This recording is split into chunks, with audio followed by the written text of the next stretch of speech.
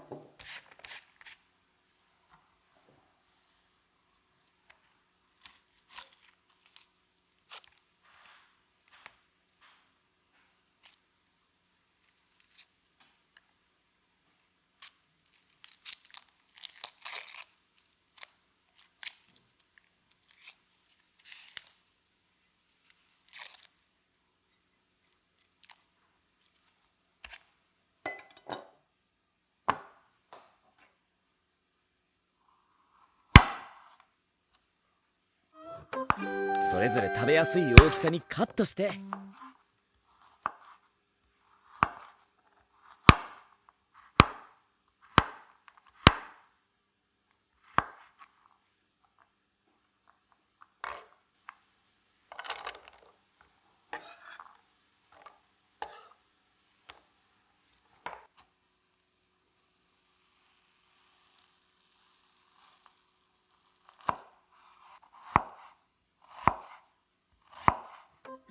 それぞれ食べやすい大きさにカットして。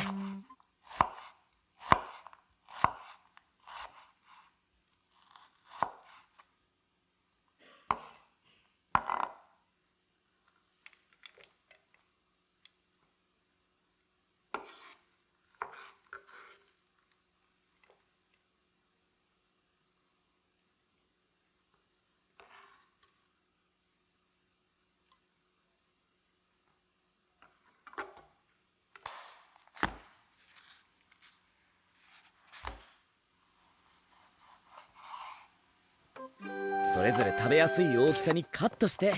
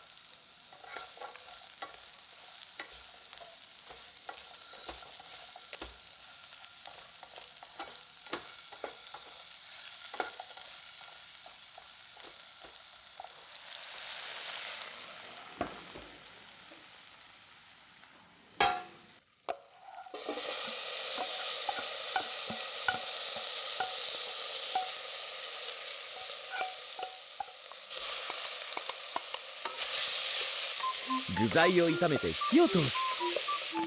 次にたっぷりの水とコンソメを入れて野菜が柔らかくなるまでじっくり煮る。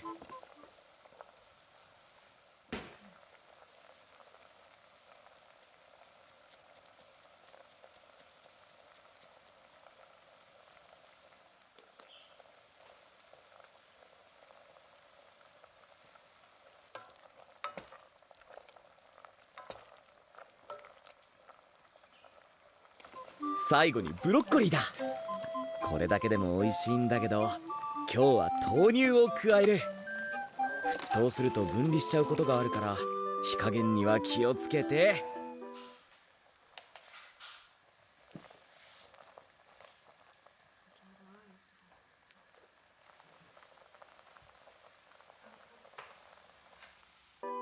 具だくさん豆乳スープの完成だ。